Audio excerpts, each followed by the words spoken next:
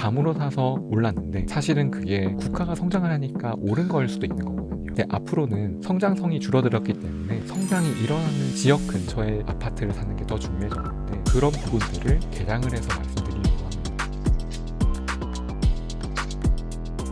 이게 그 TC의 NCF 방식이랑 MR 머프 방식 거의 1, 2년 전부터 뭐 반도체 좋아하시는 분 엄청 논쟁했던 그 이슈잖아요. 그렇죠. 그러면 마이크론이랑 삼성전자 딱 보고 네. 하이닉스가 저렇게 잘하니까 하이닉스 방식으로 갑시다는 못하는 거예요?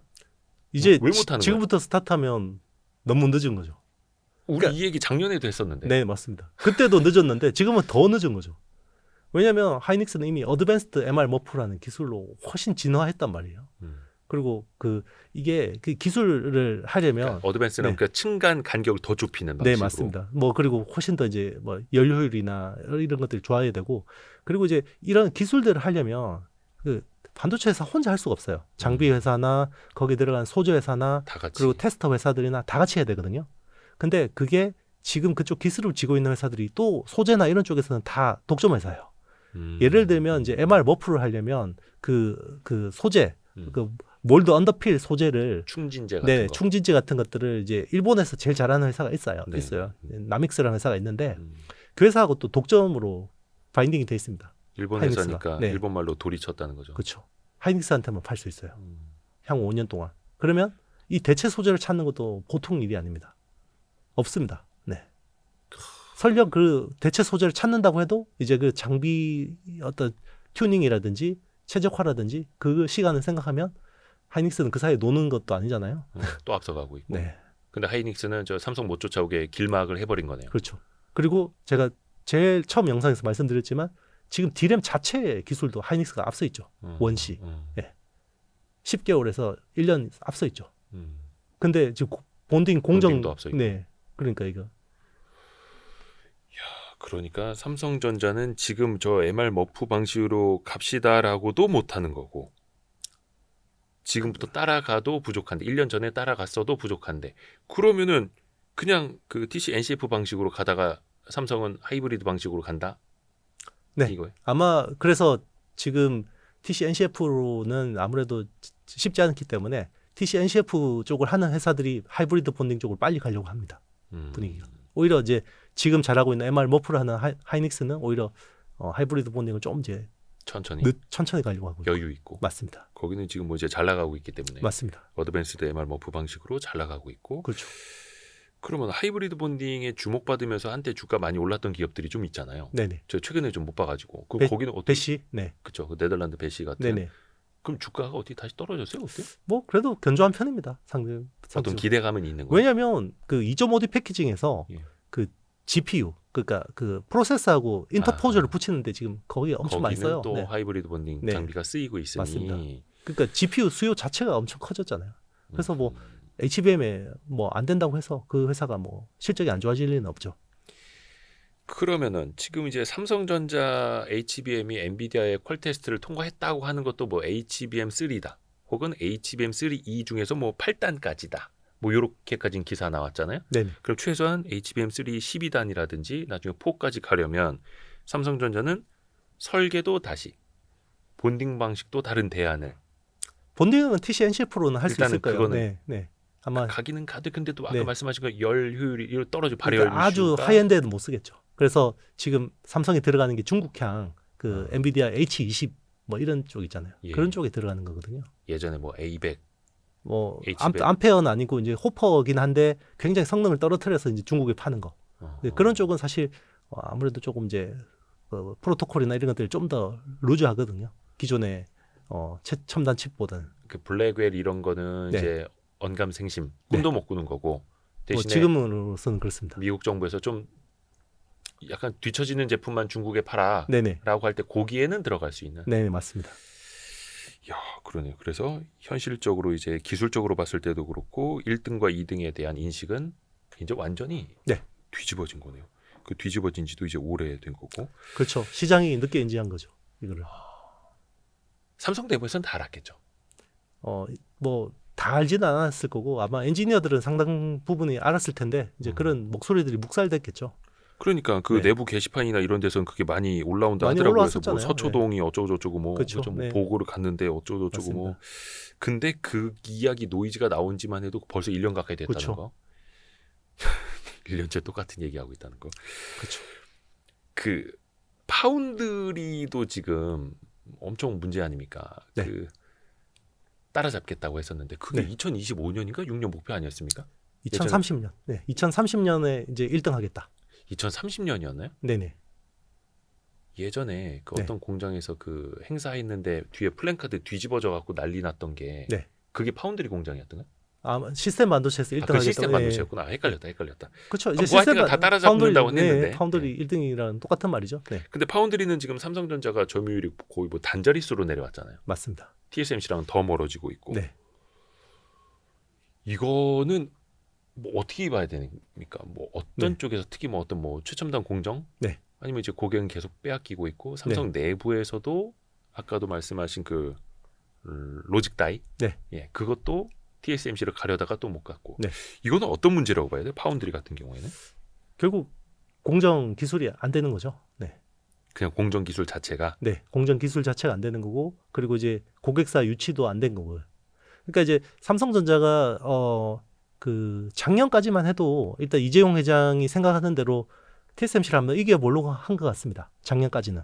그래서 3나노에서 이제 게이트 올 어라운드라는 그쵸. 새로운 공정을 도입해서 자 여기서 이제 퀀텀 점프를 해서 TSMC의 3나노 핀패스를 이기겠다라고 했는데 비참하게 완전히 깨진 거죠.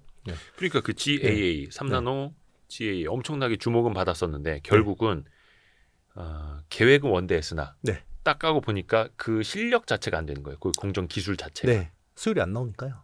그러니까 수율이 안 나오니까 고객이 누가 오지도 않고. 그래서 우린 비싸게 만들고 싶지 않아요. 네. 뭐 이렇게. 뭐 투자비는 많이 들어가고 이제 그러다 보니까 이제 총체적으로 안 좋아진 거고요. 그래서 이제 작년 말 인사를 통해서 이제 전략을 바꾼 것 같아요. 그래서 이제 TSMC를 기술로 따라잡는 건 현실적이지 않다. 그래서 오히려 지금 파운드리 2등 쪽을 일단은 좀 굳혀야 된다. 안정화하자. 그래서 가동률을 회복하는 쪽으로 지금 집중하고 있고요.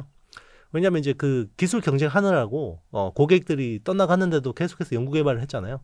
그러다 보니까 지금 4나노, 7나노 요 사이에서 지금 가동률이 30% 이상 떨어져 있거든요. 근데 첨단 제조업이라는 게 사실 대규모 장치 산업이잖아요. 네네. 파운드리 많이 투자할 때 연간 뭐 18조 원씩 투자했는데 그 감가상각해야 되는데 그렇죠. 가동률 떨어지면 얼마나 이게 놀고 있어. 그죠? 그러니까 이제 작년 말 인사를 통해서 이제 영업통을 파운드리 사업부장으로 내정했어요. 한진만 사장이라고 이제 이분은 미주 영업 출신이에요. 미주 총괄 영업 출신이거든요. 그러니까 이 사람을 사업부장으로 앉히고 이제 CTO 자리를 신규로 만들어서 파운드리 사업부 쪽에 한진만 사장하고 경쟁하던 네. 남서구 사장을 이제 CTO로 내정한 거죠. 그러니까 한 2, 3년 됐나요 벌써? 그 TSMC는 핀팻 방식이고 그거는 너무 오래된 방식이고 게이트 올 어라운드로 3나노를 먼저 치고 간다. 네. 그래서 그때 막 출하식도 했잖아요. 맞습니다. 뭐 중국의 어떤 업체가 먼저 이제 뭐 사갔다라고 그쵸. 했는데 그렇게 뭔가 새로운 시대가 열릴 것처럼 네. 막 했는데 포장을 뜯고 보니까 실력은 없었고 형편 없었고 그래서 다시 처음으로 돌아간 건데 현실은 1등을 따라잡는 게 아니라 2등이라도 지킬 수 있을까 이거잖아요. 맞습니다. 지금 중국의 파운드리 업체들이 물론 자국 수요긴 합니다만 엄청나게 올라오고 있고 맞습니다. 약간 그러면 이제 머지않아서 삼성 파운드리가 3등으로 쳐졌다라는 소식을 들을 그런 아픔도 있지 않을까요? 충분히 가능하죠. 네. 그러니까 중국 파운드리 업체들 벌써 이게 합치면은 이미 그렇죠. 점유율 합치면 엄청 뭐 근데 이제 지금 파운드리라는 건 결국 그 최첨단 공정 기술이잖아요. 예, 공정 이제 기술. 거기서는 이제 10나노 미만은 사실은 지금은 삼성 파운드리랑 이제 TSMC 두 개밖에 없으니까 나름의 뭔가 이제 기대를 모았던 건데 네. 예. 이제 그것도 이제 녹록지 않아지는 거죠. 그러게요. 그 물론 이제 아직까지는 전 세계 글로벌 1, 2등의 기술 격차는 저기 3, 4, 5등보다는 훨씬 더 높다라고 하지만 네네. 또 물량 투입으로 따졌을 때는 어찌되든 돈을 많이 벌어야 되는 거니까. 그렇죠. 돈은 못 벌고 있어요. 돈을 못 벌면 연구개발 투자를 하기 힘들고요. 그러면 새로운 첨단 기술을 개발하기도 어려워지는 거죠. 그러니까 선순환 고리가 깨져버리는 겁니다. 또 하나가 최근에 이제 갤럭시 S25 네. 거의 기함급 모델 또 네. 이제 또 나왔는데 여기 들어가는 AP 칩은 스냅드래곤 거, 네. LPDDR까지 마이크론 거를 네. 쓴다고 합니다. 그렇죠. 삼성의 AP도 삼성이 안 쓰고, 네. 삼성의 D램도 삼성이 안 쓰고, 최첨단 스마트폰에 그렇죠. 이거는 왜 그런 겁니까? 성능이 안 나오니까요.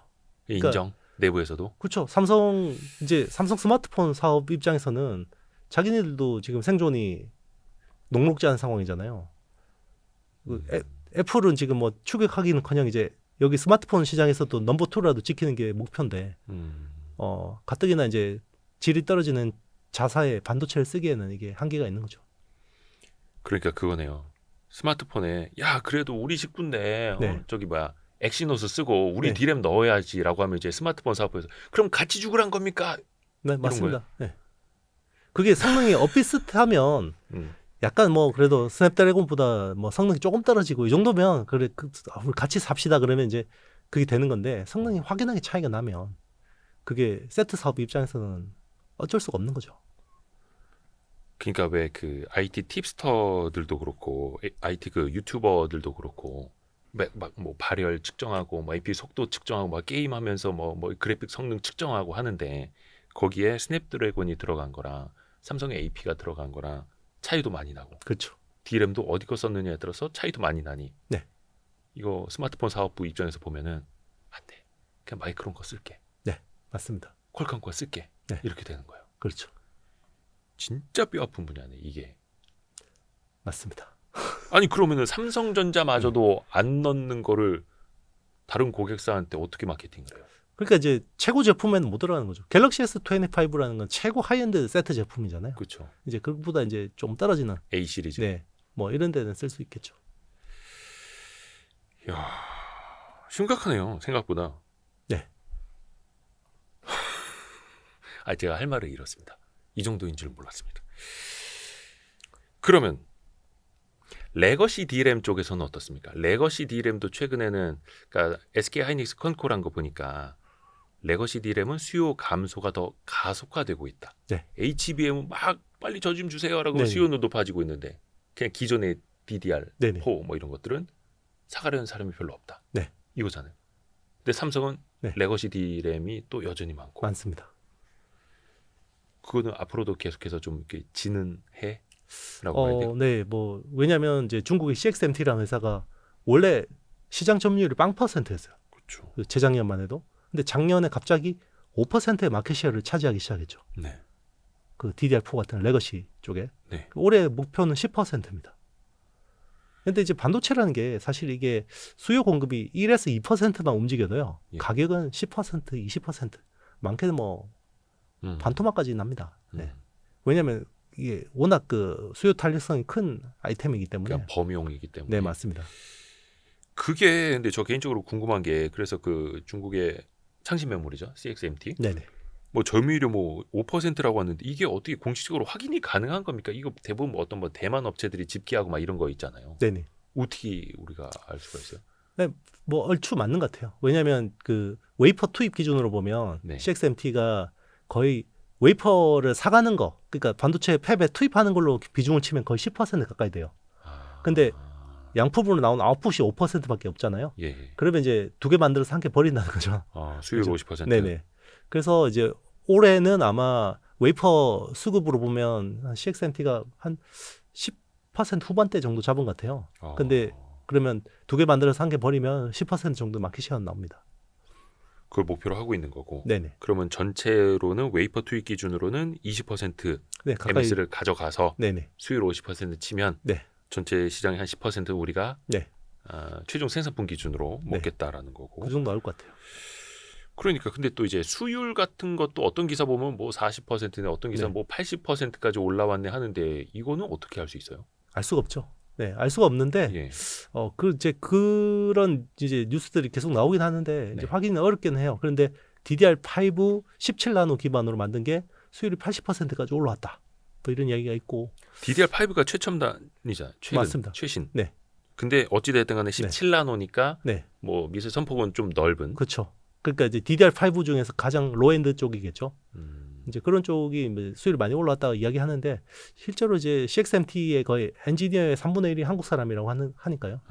어차피 한국 사람들이 가서 설계하고 만들고 그렇죠. 있는 거라. 그렇죠. 그리고 이제 반도체 업계에서 사실 저도 이제 반도체 막 열심히 취재하고 다닐 때 그러면 한 10년 전이거든요. 이제 뭐 10년도 더 됐네요. 한 12년 전에 사실 반도체 업계에서 풀스태커라 하는 사람이 별로 없어요. 왜냐하면 반도체가 뭐 2000년대 초반만 해도 처음부터 끝까지 아는 사람들 꽤 있었어요. 자기 공정만 네네. 이렇게 하니까. 그렇죠. 그 뒤로는 워낙 이게 세분화되고 전문화되다 보니까 풀스태커라는 엔지니어가 별로 없었는데 처음부터 끝까지 안. 네.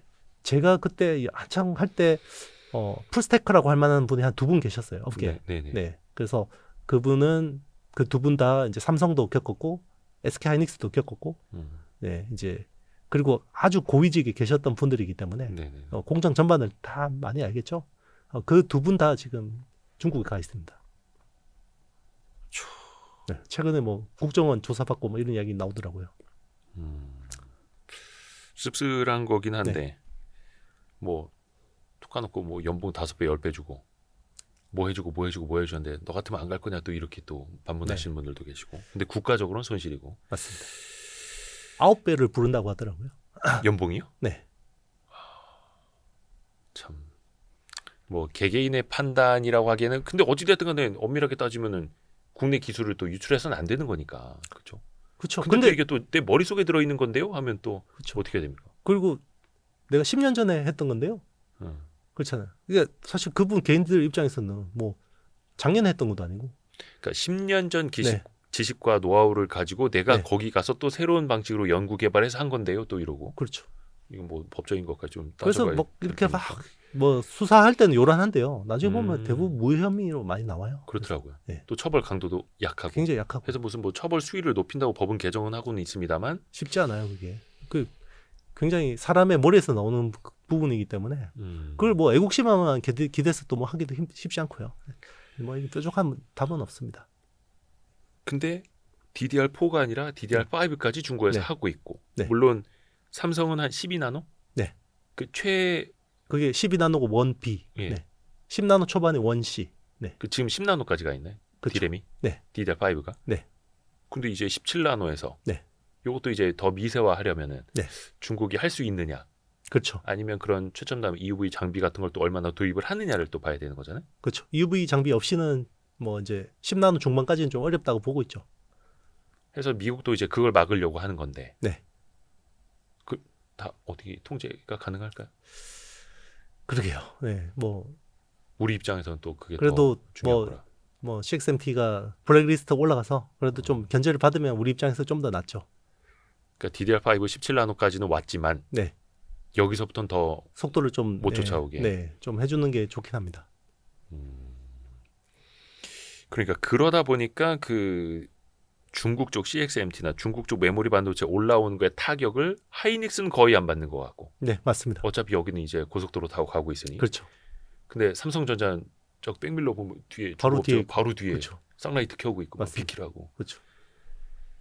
그 소부장 밸류체인 역시 최근에 주가 흐름 보면 네. 하이닉스 쪽, 삼성전자 쪽 많이 네. 좀 이렇게 엇갈리더라고요. 그렇죠. 그럴 수밖에 없는 거고요. 맞습니다. 그래도 어쨌든 삼성이 이렇게 기술적으로는 뒤처졌지만 어쨌든 연간으로 캐펙스라고 하는 이제 자본 지출하는 게 규모가 보통 뭐 통상적일 때 연간 한 50조 원씩 투자하거든요. 삼성이? 네. 예. DS 부문만. 예.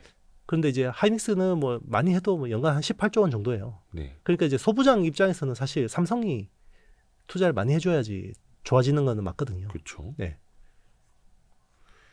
그러면 그 투자 사이클이 과연 어떻게 될 것이냐. 당장 삼성은 기존의 D램도 설계를 변경하고 공정도 바꿔야 하고 제코가 석장인데 만약 뭐 캐펙스 투자 많이 늘린다는 물론 이제 그 다음 공정도 있겠습니다만 생산량을 늘린다는 개념이 또 있잖아요.